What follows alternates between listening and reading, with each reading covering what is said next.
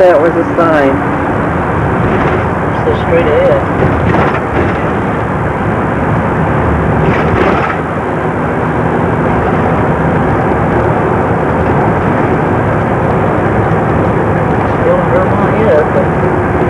Coming up soon, I think.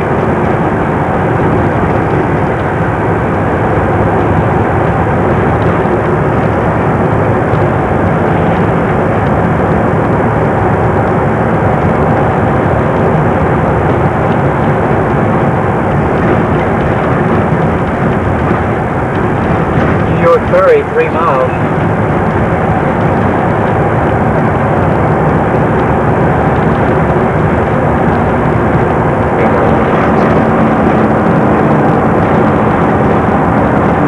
Now we're on our way to New York, crossing a drawbridge.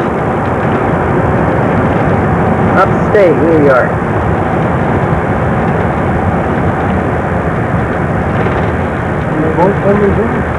I guess that drawbridge is going to open. Yeah, that's going to open. It's going to open like a boat ship. I was going to say, you sure ain't opening for that little... But it went through. Just a little bit. If it had a mast. Sailboat. Sailboat. That sailboat, probably. On the opening for that little sailboat. Oh, yeah, look here. There's one island after another, Reed. Right over there. There's a little island.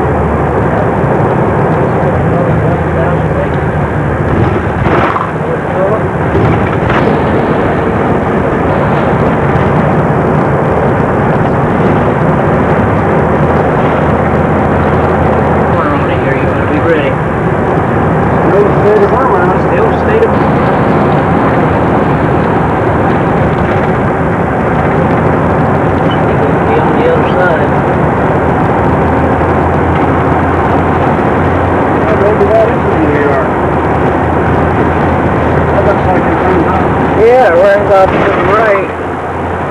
Not New York yet. It's islands. They said there's Champagne Islands. Oh yeah, there's a lot of them. Look up through there, there's a whole lot of them. Yeah, I know. Just saying it. Well, 120 now.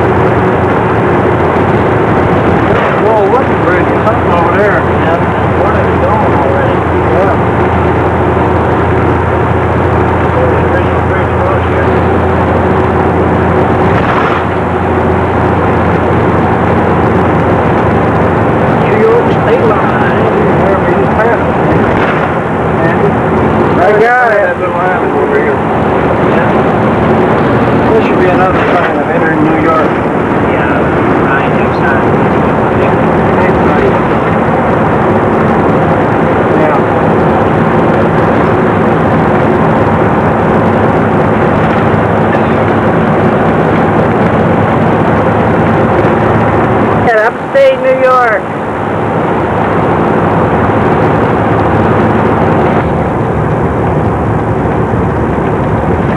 I thought so too. Look at me like it. I'm just driving that thing. Huh? You see a woman driving it? Yeah, that big roller. Got her over. Well, you know, they've been hollering equal wages. Yeah, I know. Equal wages. They're getting a little dose of it now. Yeah, that's for sure. 3 days and 2 nights. Fought Indians for 2 nights straight. Captured 2 of them, killed them, put them back here in the woods. I got the arrows right over there and a little makeshift thing that you tie them to the stake with. and torture them. It's over there. Well, you have to show us. Huh? You have to show it to us. I'm going to show you in a minute. It's right over there. The Indians are right back there. The two of them. We put back there. Mohawk. Right there, the two arrows. Let's see where we burnt them. And here's the stake we tied them to. Right there. Whoops. Strung him up and hung him on there so fast you never knew what happened. Whoops. I can't get this going on the ground. There you go. You're a good Indian fighter. That's right. I killed him with these.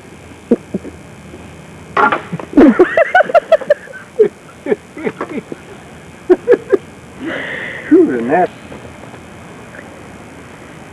Where are they back in there? Oh, it's a little, chipmunk, what do they call it? We stand up looking at it. I'm a happy camper. Fine. Trying to get rid of these freaking gnats, trying to cure me off. Beautiful breeze. This is the St. Lawrence Seaway.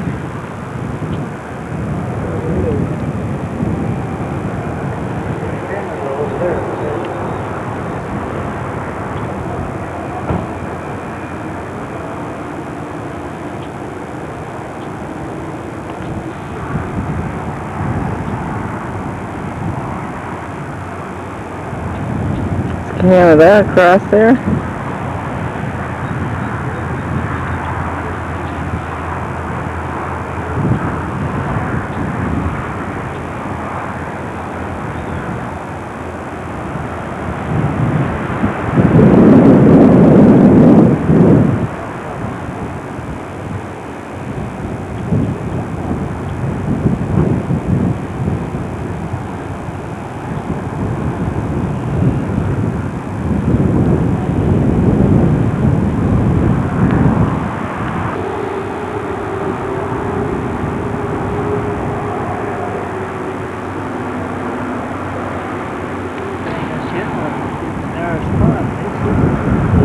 Bigger than this one. Yeah, I got it. You can't see far. Yeah, I was going to say. You can't see. Hey, a lot of them come across that. They have boats right with them all the time. But right up.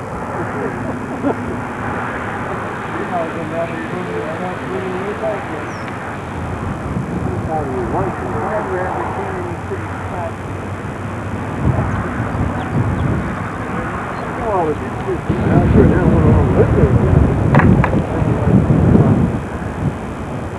We're hermit bushes tonight. Yeah, there's a lot of trees just like you.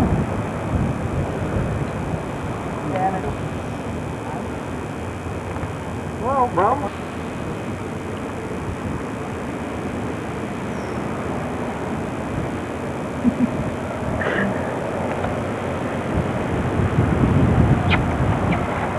The lovers.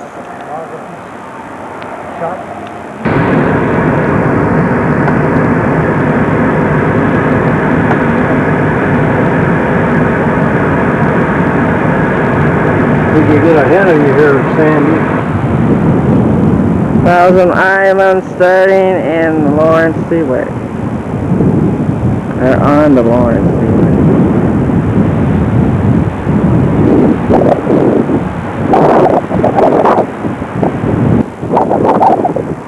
Beautiful sight.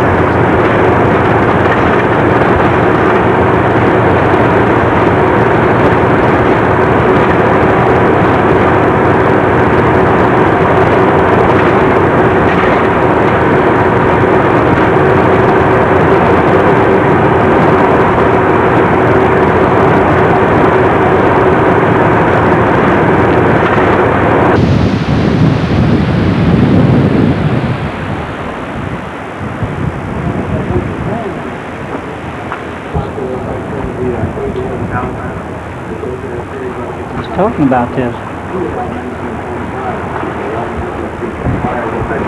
Just look how they made this out of rocks.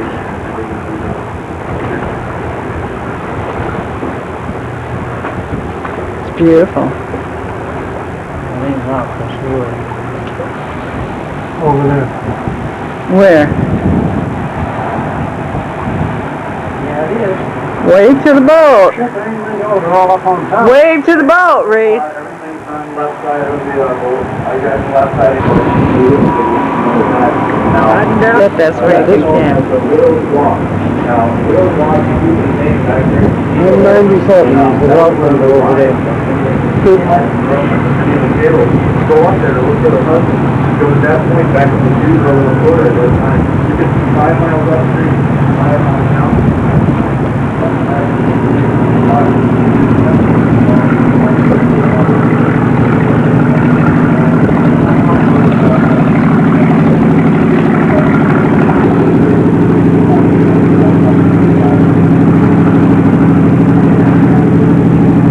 Here's the International Bridge in Canada.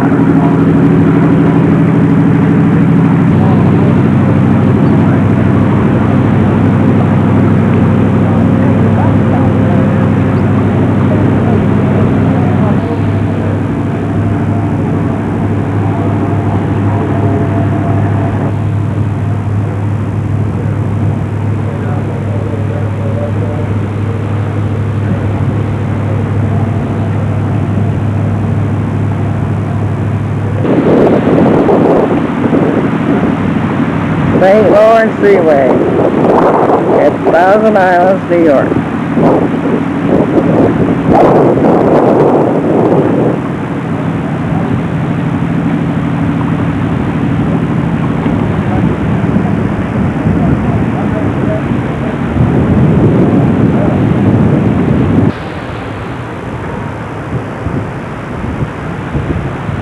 Probably belonged to that house over there one time.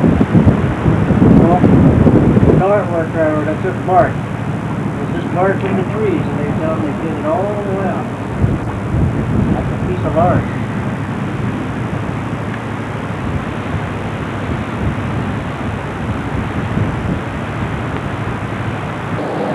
Checking out the campground. Checking out the Look at Uncle Sam's riverboat coming up the river. You're peeping Tom. Keep it good. Looking at what that guy's got over there in the sack. Here's a happy camper.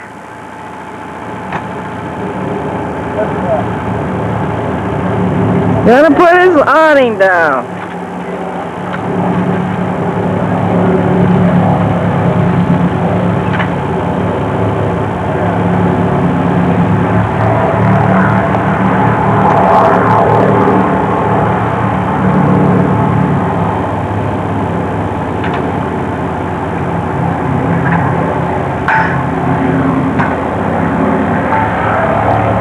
Supposed to be a one-man operation.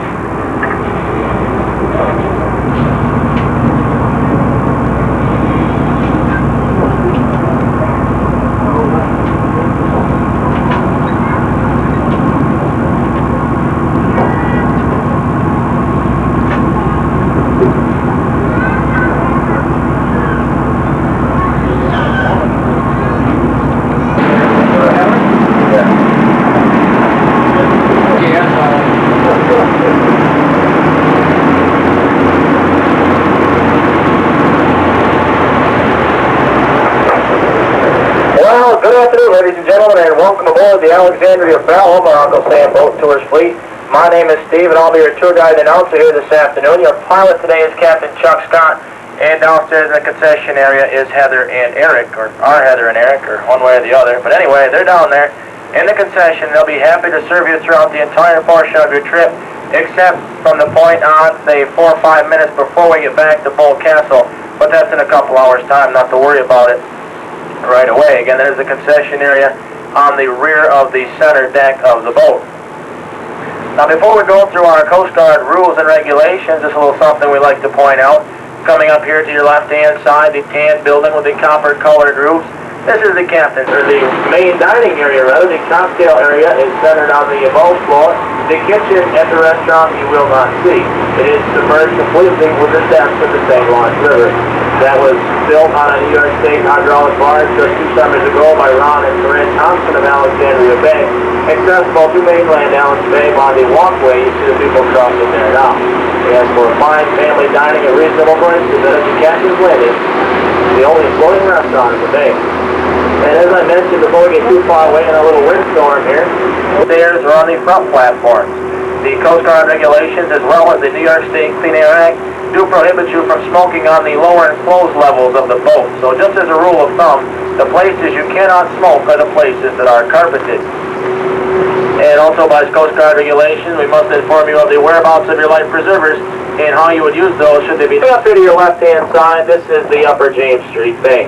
If you're part of the country, labeled as Alexandria Bay. It simply does not exist. Alexandria Bay is a village only, and as you can clearly see, it actually rests on tap and a fully licensed, fully stocked New York State bar. As well, there are restrooms on both of the 2 lower decks, and as you may notice, we have placed trash cans rather strategically throughout the boat. We do ask that you please use those to make the Alexandria Belle and, above all, the St. Lawrence River as clean as possible. Coming up here to your left-hand side, one of the most beautiful islands in this part of the country, this is Cherry Island. The first home, the large green home with the white trim, it's called the Twin Pine Tree House. Known as the Twin because at one time an identical home stood just to the right-hand side of it. Originally built by Abraham Abrams and Nathaniel Strauss. Their wives were sisters, twin sisters in fact. Their homes were identical. They were business partners as well, being the founders and co-owners of the A&S department stores in New York City. They lived together, they worked together, they died together as well, as both of those men perished in the sinking of the Titanic in 1912. One home was destroyed, its foundation converted to a swimming pool. The remaining home still called the Twin Pine Tree House. Here to your left-hand side, Casablanca, the term itself Spanish for a white house. It is now owned by the Albert Amsterdam family out of Ocean Ridge, Florida. The subject of a 1-hour island mansion tour offered by Uncle Sam. Mrs. Amsterdam will give you a 1-hour personally guided tour of the home, its antique furnishings, and the grounds. For further information on that, just stop at our ticket office. And now you see the very beautifully sculpted lions, dragons, and gargoyles on the grounds of Casablanca. These were put there back during the days of Prohibition. It was said that they would ward off any evil spirits from entering the island. You see, at that time, the evil spirits came to this area in the form of Canadian bootleg bottled whiskey. Obviously, they didn't do their intended purpose, but nonetheless, some of the more beautiful sculptures here in the Thousand Islands region. And the final home on Cherry Island to your left-hand side is considered to be one of, if not the most well-maintained of all summer homes here in the region. This is known as the Win Lee. It is now owned by Don Hasseltine and family out of Scottsdale, Arizona. It was originally built and owned by the Clark family, or the Kellogg family rather, out of Battle Creek, Michigan. And if that name sounds familiar, yes, those are the same Kellogg of the cereal companies and females. Looking ahead to your left, you see a large rock with a few trees on it. Look at the end of that rock. You see a small cave going back in just above the water's surface. That small cave is known as the Devil's Oven. It has quite an interesting story behind it. You see, a number of years ago, shortly after the beginning of the 19th century, after the War of 1812, another little-known war took place in this area called the Patriots' War. It was fought by a number of rebellious Canadians trying to free Canada from its remaining British rule, and they were aided in part by a few sympathetic Americans. At that time, many river pirates, as they were called, existed on the river. One such pirate by the name of Pirate Bill Johnston, in his efforts, captured, burned, and sank a British male steamer known as the Sir Robert Peel. Following the sinking of that ship, Bill Johnston hid out in that small cave for some 3 days and 2 nights on a river skiff, which is basically a rowboat. His daughter Kate would row across twice a day wasn't too sharp, and on that third night she managed to get herself followed. Bill Johnson was apprehended, tried, convicted of treason, sentenced to 12 years in an Albany, New York State prison. He spent approximately 1 year behind bars before being pardoned of his crimes under one condition. He would serve out the remainder of his life as the first manned lighthouse keeper here in the St. Lawrence River at the Rock Island Light, which is across from Fisher's Landing, New York, about 6 miles upstream ahead of us at this time. Now here to your left-hand side is Wheeler Island. The foundation, you'll see the remains of the old Walnut Inn nightclub and boatel, the first island nightclub in the region. And yes, I did say boatel, as that is very similar to the modern-day hotel or motel, though as it is at the time, some $77,777. It has been sold a couple times recently. It is presently for sale, I do believe, and still today, no structures have been placed on that island.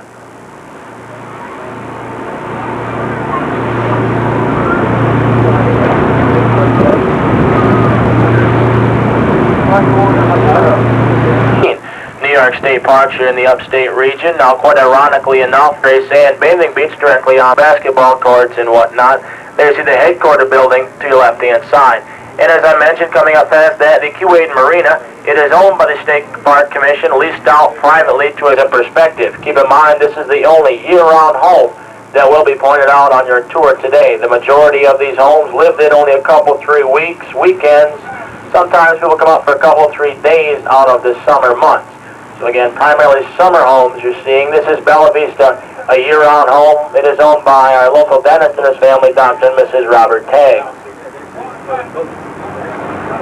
Now coming up in a minute as we start to make our swing, on your left you'll see a very nice little island, a very large stone mansion and boathouse on it. Well, as you come here touring at the turn of the century, you wouldn't have seen the large home or you wouldn't have seen the boathouse. That might not surprise you. But as you come here touring at the turn of the century, well, you wouldn't have seen that island either because it simply did not exist. You see, that is the only man-made, or as it was originally known, artificial island here in the region. You see, around the turn of the century, a millionaire from New York City by the name of Mr. and Mrs. Hudson P. Rose came to the area. They fell in love with it, as many people do, and decided this is where they were to spend the rest of their summers. Well, Mrs. Rose was a very, very picky woman, and out of our 1,000 islands, she could not find one that suited her exact tastes and needs. So out of love for his wife, Mr. Rose bought 3 stone shoals that rested just above the water's surface in that area. He constructed the seawall around them, pumped out the water, filled in the dirt, built the mansion, built the island, in fact, and built the boathouse, all for the love of his wife. Well, as I said, Mrs. Rose was a very picky woman, and after only 3 summers here, she decided that she was completely tired of the Thousand Islands region, that small island, the home, the boathouse, and she was very, very tired of Mr. Rose, so she left them all right there. Now, after that little breakup, it was auctioned off to the president-owning Dollinger Corporation of Rochester, New York. They've since renamed it Longview Island, but again, still the only man-made or artificial island in the region. And directly upstream behind us now, that is the American suspension span of our Thousand Islands International Bridge System. That is one of 5 spans. You will pass under the Canadian suspension span a little later, and I'll tell you much more about the bridge system at that time. Yes, it is very narrow here. In fact, most of this portion of the channel, the seaway does narrow to its minimum width of 500 feet wide. And in just a couple minutes' time, in fact, as we pass by the modern-day Coast Guard docks, you will pass directly over the hull of the old modern-day vessel, the Sink, here on the St. Lawrence Seaway. It was in the night of November 22nd, 1974, a blinding snowstorm swept this area, and a 634-foot Canadian Laker freighter, the Roy A. Jodrey, was proceeding upstream, or in the opposite direction we go now, when, due to no fault of the pilot, of course, she strayed a little too far off the right-hand side of her path, striking Pullman Shoal, which a hard rock granite shoal mapped out by the channel marker you'll pass by in a few moments' time. Now, needless to say, the shoal did not move. In fact, it ripped about a 65-foot gash in the side of that vessel, and as well, needless to say, she began taking on water very quickly. A skeleton crew remained on board. They did man their pumps. They fought feverishly, but it was quite evident they were fighting a losing battle. All crew members did abandon ship safely, and the hull of that vessel sank completely to the bottom of the St. Lawrence River in this very spot. The water here approximately 225 feet deep, and still today there is approximately 160 feet of water above the hull of that vessel. It went down in 1974. The ship and its cargo, at the time loaded to capacity with Canadian-produced iron ore, an estimated total loss of $22 million.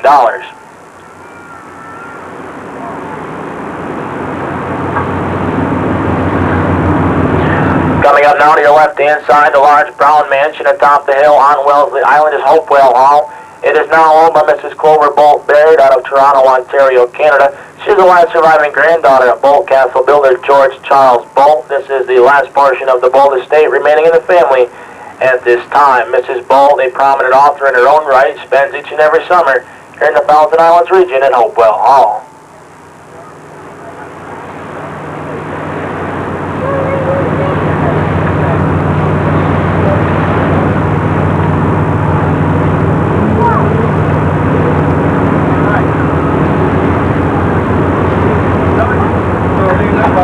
Named for its once owner, George Pullman of the Pullman Sleeping Inn Railroad car.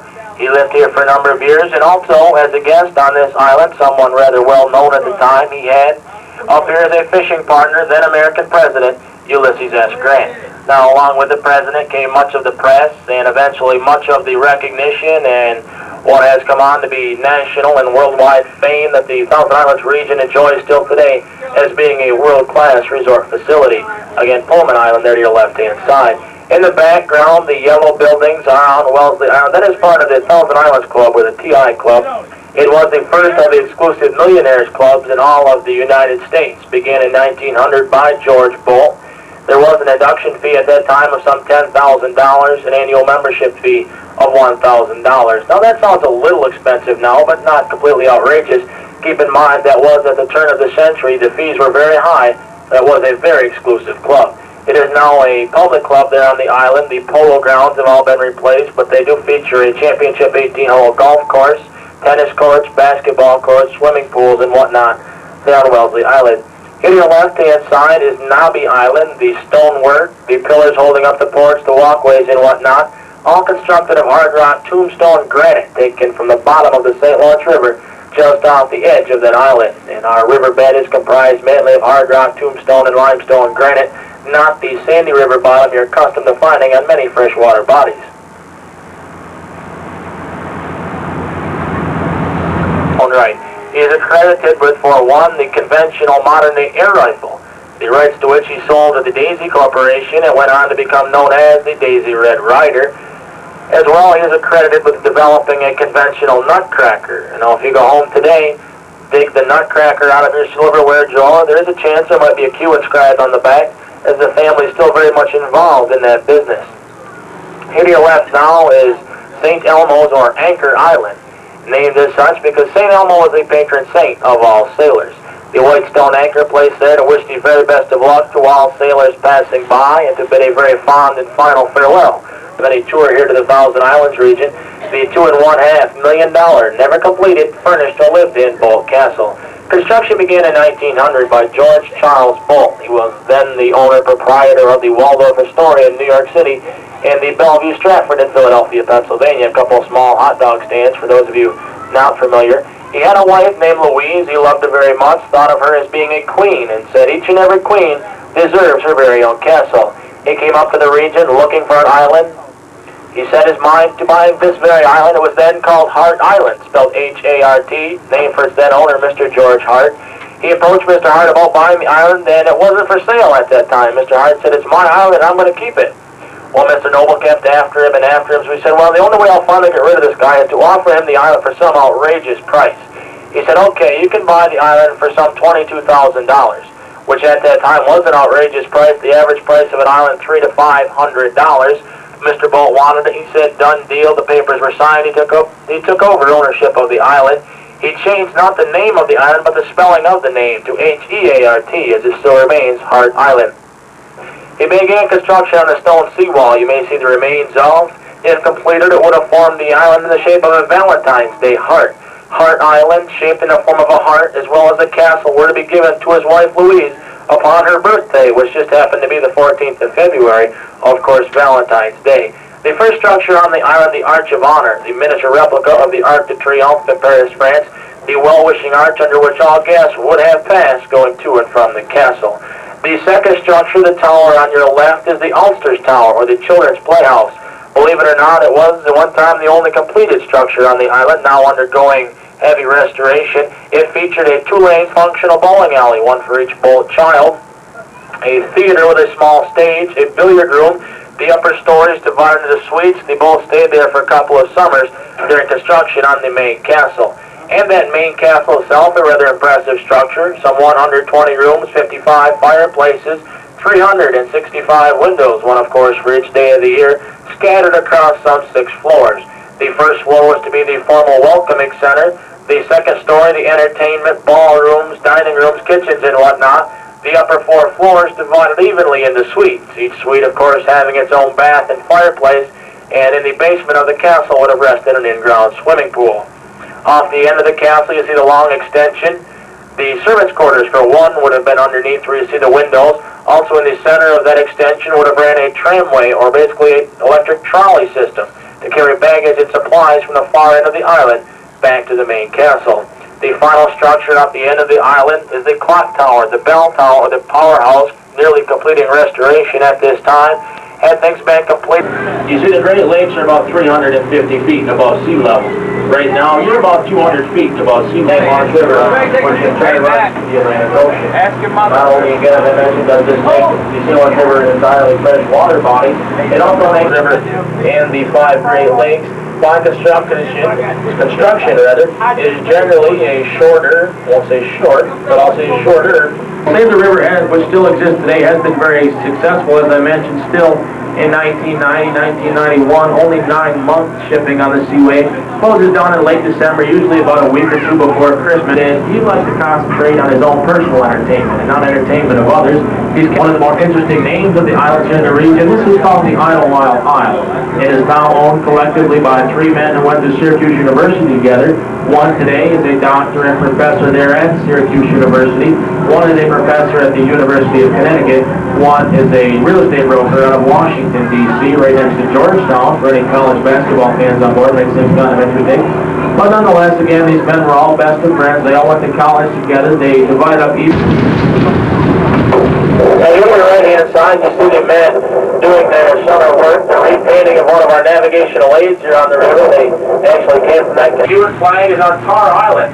Look about 50 feet to either side of that flag, you'll see 2 totem poles. Those are actual Alaskan Ketchikan Indian tar totem poles. Mr. Hewitt, who owns Tar Island and the Totem Lodge, also he owns the Hewitt Construction Corporation. On a recent trip to Alaska, he purchased those totem poles from the Ketchikan Indians, brought them back here. Time I said that the water here was dry, but the wind always blows.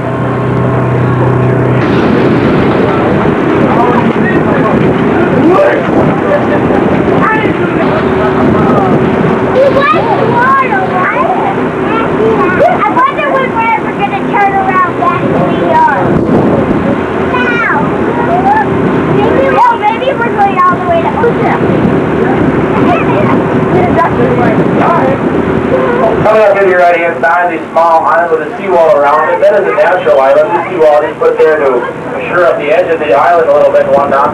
This is Surveyor's Island. It gets its name because that is where many and most of the surveyors and engineers stayed during beginning construction on the International Bridge System. And of course, directly ahead of us now, this is the Canadian suspension span of the Thousand Islands International Bridge System. Now, this is not the bridge.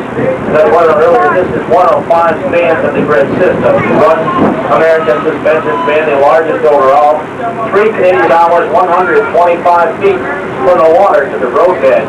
Construction on the bridge began in the early 1930s. It's kind of a depression project. They had many people in the area out of work. They had to find something for them to do, so they set them off to build a bridge. In the days of Prohibition, when of course it was illegal to sell, produce, or consume crime is committed, but along with that evidence was also seeking your profit. They had to come up with a better way, and working the way criminal minds do, it really didn't take them that long.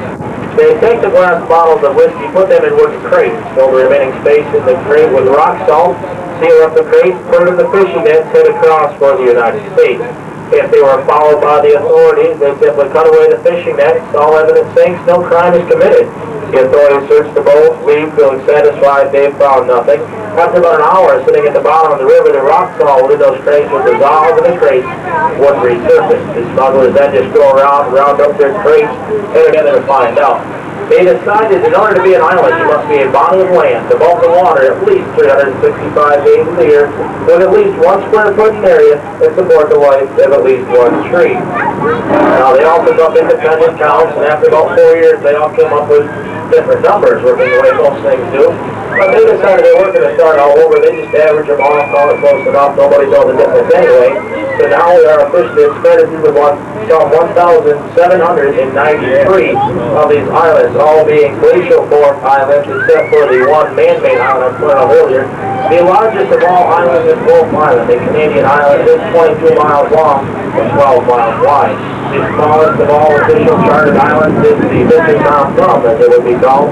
And it is there to your left-hand side now with the Killian Ninja Dragon there on it. In one shrub. That is the smallest official chartered island. Come here to your right-hand side, the very beautiful summer home is on the back side of Dashwood Island.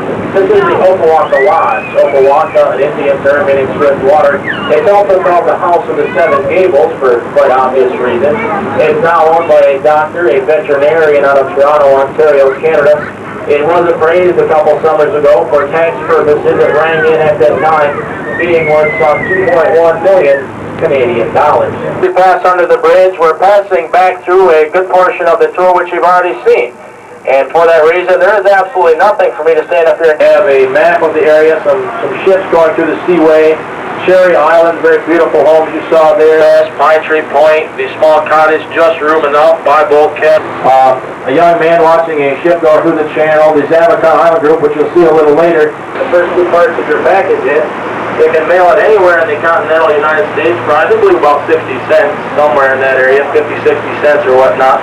$2.50 American, $3 in Canadian currency. And just keep in mind I do make a small commission off these, so if you'd like to buy 7 or 8, I would be.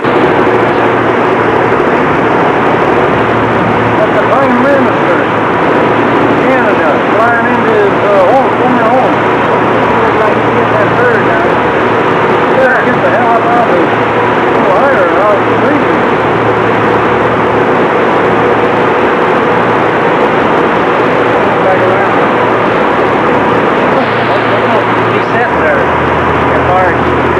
Olympic-sized swimming pool at the campground we were at in upstate New York.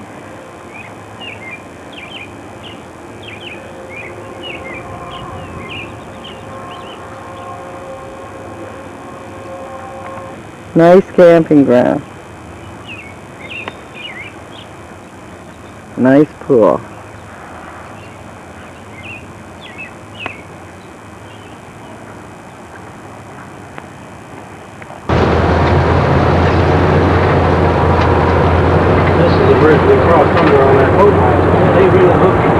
What's the name of this bridge?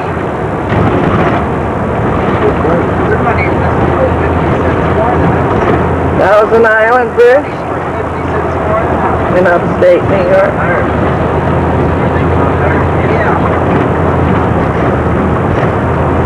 Canadian funds is 2.5, American was 2. Yeah, that's what I said, their money's 50 cents more now, right? Quarter on a dollar. I mean, you get a, I can't say it. If you buy Canadian money, you'd get a quarter for every dollar. Yeah, every dollar. But if that's what, I don't know, that might, extra is what I yeah, that must be what the exchange is.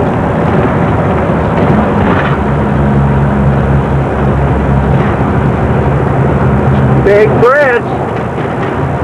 We used to do that when we went to Big One. Imagine it's all year drought or something. Probably get the one in and have to start back there. Probably don't even get those. Yeah. Summertime. It's a good job.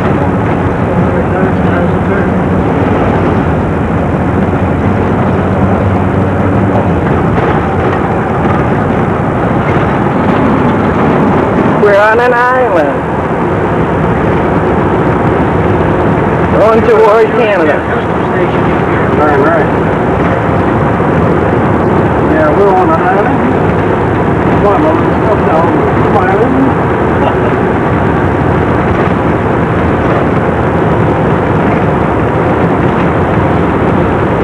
I think out here you'd see a lot of wildlife. We have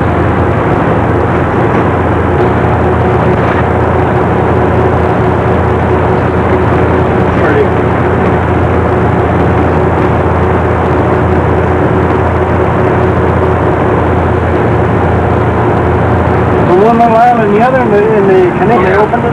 Yeah. Goes from nowhere to nowhere. ASX and QS, sir. There's that spiral thing. Yeah. I wouldn't climb on that tower, would you, Unc? Let's go climb on it, Unc. You kidding? I mean, for me, I ate 2 donuts. That makes me bottom heavy this morning. Tower in Ontario.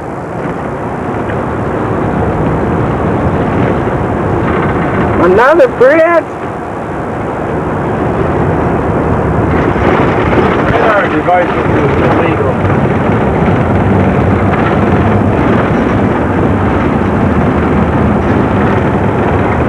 What do we got? 3 bridges or Looks like something? we got another. Big one. This is the that was we was on the Canadian island. We're out on the. We were in the Canadian side. So it looks like we're crossing another part of the St. Lawrence Seaway here.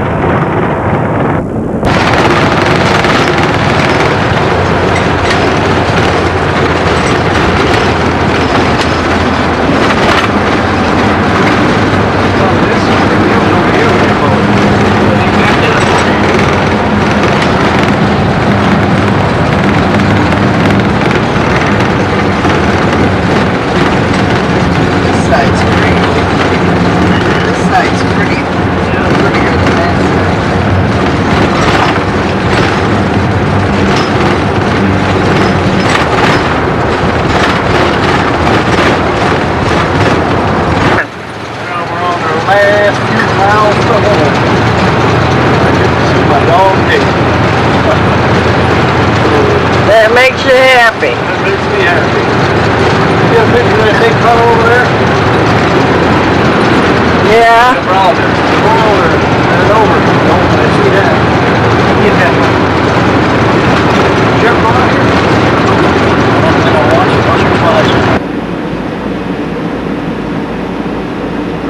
Well, that must be her boyfriend, Shell's boyfriend.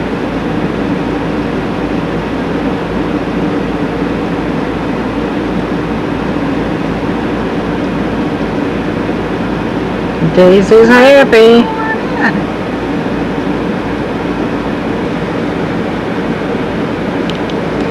Daisy missed Daddy and Mama. You ain't gonna get in there. She's gonna move as soon as they put a battery. Good idea. Oh yeah, we game last night. We won 10 grand on that.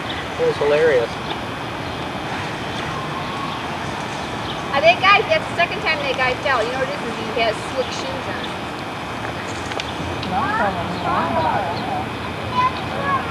He's just talking to Reed. A lot now. It's your headache. You wanted to cut it down? You can have that. I thought you always liked it. He's gonna pull the tree down.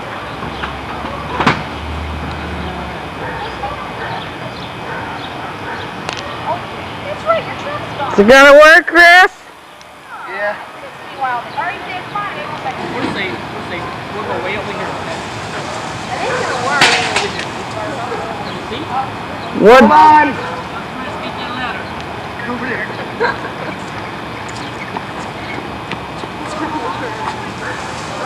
Hey, timber! It ain't coming out of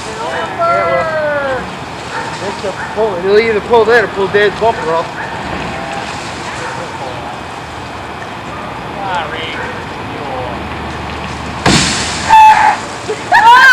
Jerk it. Don't jerk it. Don't back up and it's slamming.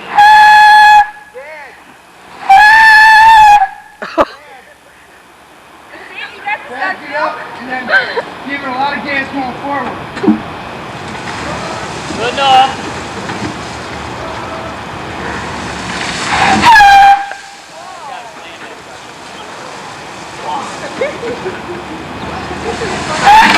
Oh my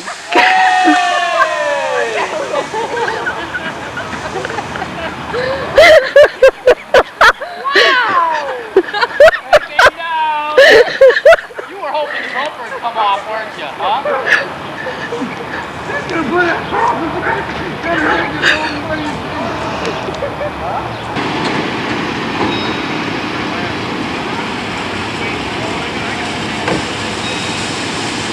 I hope it don't land on our house. Chris, tell that car to wait. There's group that's doing two breaks.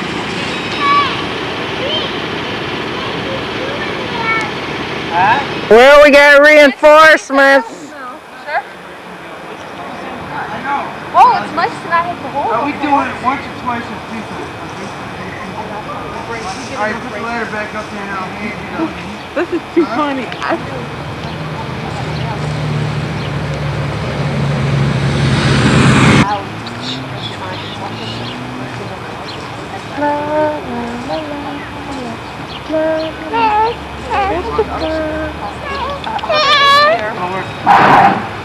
Oh, that sounded real good.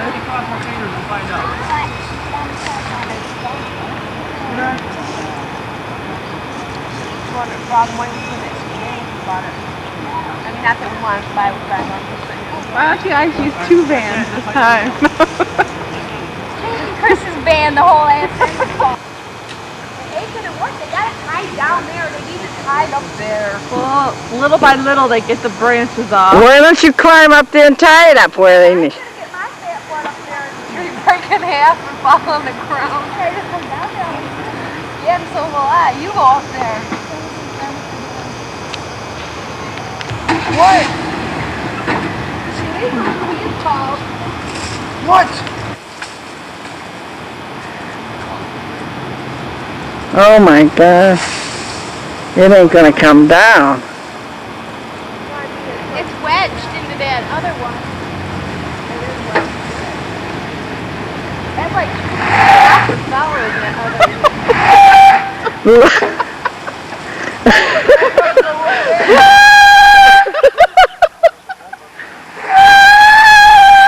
Oh my god.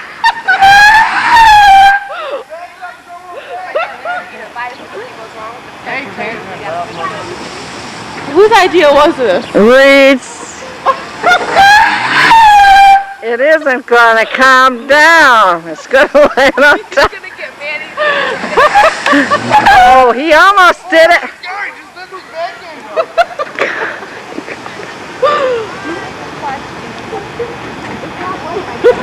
There it goes. Almost! Oh my god.